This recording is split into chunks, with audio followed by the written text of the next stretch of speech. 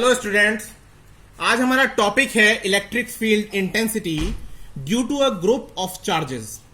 Last time हम लोगों ने स्टडी किया था कि एक चार्ज प्लस क्यू के कारण एक test charge plus Q zero पर लगने वाला इलेक्ट्रिक इंटेंसिटी हमने पढ़ा था। आज हम बात कर रहे हैं ग्रुप ऑफ चार्जेस की। तो ग्रुप ऑफ चार्जेस का मतलब यह हुआ कि आप मान लीजिए कि आपके पास एक से ज्यादा चार्जेस हैं जिन्हें हम नेमिंग कर सकते हैं Q1 charge, Q2, Q3 and so on up to बहुत सारे चार्जेस हो सकते हैं। और कोई टेस्ट चार्ज है, मान लीजिए कि कोई टेस्ट चार्ज आपका प्लस Q0 है या Q है। तो इस चार्ज पर लगने वाला जो इलेक्ट्रिक फील्ड इंटेंसिटी है वो आप कैसे निकालेंगे? उसके लिए आप ये समझिए कि आप एक बार में किसी एक चार्ज से लगने वाला जो इलेक्ट्रिक फील्ड इंटेंसिटी है Q0 चार्ज पर, उसको आप निकालेंगे और इसी तरह से दूसरे चार्ज, तीसरे चार्ज, चौथे चार्ज और nth चार्ज, इन सब चार्जेस के कारण इंडिविजुअली आप लगने वाली इंटेंसिटी को निकालिए। और उस वक्त ये महसूस कीजिए कि बाकी सब चार्ज वहां पर नहीं है, एब्सेंस है, आप सिर्फ उस इंडिविजुअल चार्ज के बारे में बात कर रहे हैं। तो हम मान लेते हैं Q1 चार्ज के कारण लगने वाला जो इंटेंसिटी है वो E1 है Q0 पर, Q2 के कारण लगने वाला E2 है, Q3 के कारण E3 है and so on up to, और nth जो आपके पास एलिमेंट है या ith एलिमेंट जो है आपके पास Qi चार्ज जो है उसके कारण लगने वाला इंटेंसिटी Ei है। इज इट क्लियर और नॉट? अगर ऐसा है तो आपका जो टोटल टोटल जो इंटेंसिटी आपका लगने वाला है टेस्ट चार्ज के ऊपर वो क्या होगा? वो उन सब का सम होगा। यानी E is equals to vector E1, E2, ये एल्जेब्रिक सम नहीं है, ये वेक्टोरल सम है, E3 plus and so on up to जितने भी आपने नंबर लिए, n लिए n और i लिए हैं i। Is it clear? Okay. तो अब इसी चीज को अगर हम दिखाना चाहते हैं समेशन फॉर्म में, आप इसे अलग अलग लिखे हैं अभी, अगर कंपाइल करके लिखेंगे तो आप क्या लिखेंगे? इसको कंपाइल करने पर ये वैल्यू आपकी क्या हो जाएगी? Summation i is equals to 1 to n ei। Okay. अब बात यह है कि ये होता क्या था? Electric field intensity last time हमने पढ़ा है, होता क्या है? ये होता है आपका 1/4 पाई एप्सिलॉन 0। कितना होता है? 1/4 पाई एप्सिलॉन 0 इनटू जो भी चार्ज आप अप्लाई कर रहे हैं। मान लीजिए आप ith चार्ज अप्लाई कर रहे हैं तो चार्ज डिवाइडेड बाय जितना आपका पोजीशन वेक्टर है,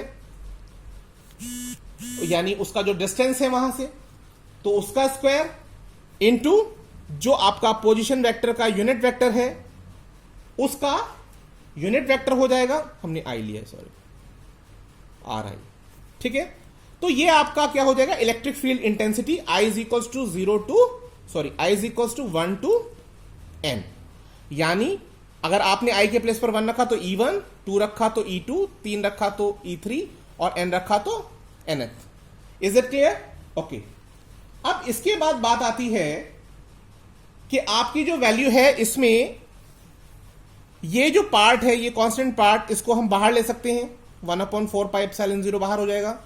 summation i is equals to 1 to n, और ये आपका कितना हो गया?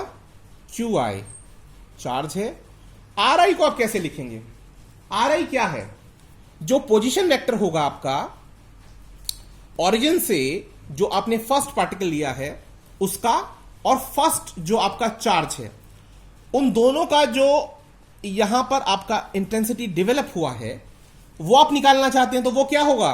वो आपका R0 और R1 या Ri, उन दोनों का डिफरेंस हो जाएगा, यानी R0 माइनस Ri, ये आपके ये हो जाएगा।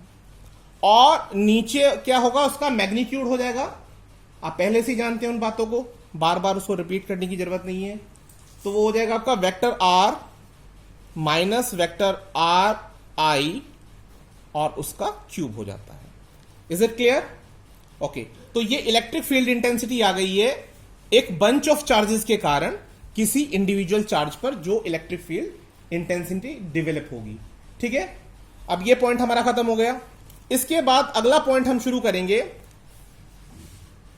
दूसरा पॉइंट है हमारा डाइपोल। क्या है? डाइपोल।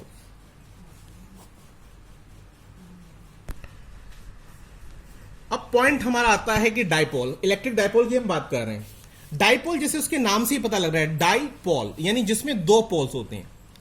दो पोल से मतलब यह है कि जैसे डंबल जैसी शेप होती है, एक पॉजिटिव और एक नेगेटिव, दोनों चार्जेस जो हैं एक पॉजिटिव है और एक आपका नेगेटिव चार्ज है, और वो कुछ डिस्टेंस अपार्ट है। मान लेते हैं कि दोनों के बीच की डिस्टेंस को 2L या 2A वट आप मानते हैं।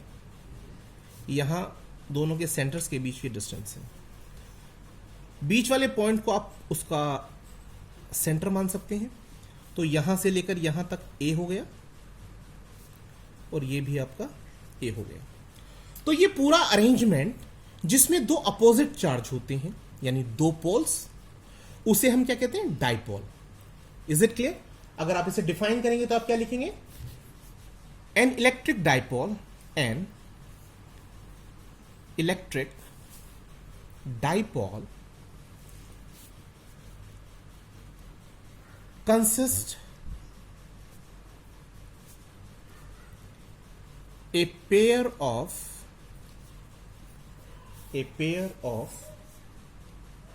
equal and opposite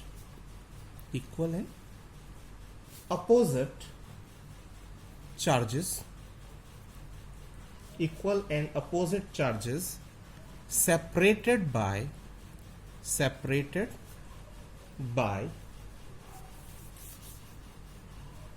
some small distance। ठीक है, तो इस अरेंजमेंट को हम डाइपोल कहते हैं। अब बात आती है दूसरी की डाइपोल मोमेंट क्या होता है। इसके एग्जांपल्स मैं बाद में बताऊंगा, अभी पहले आप डाइपोल मोमेंट का देख लीजिए। डाइपोल मोमेंट क्या होता है? डाइपोल मोमेंट को हम P से डिनोट करते हैं, और वो क्या होता है?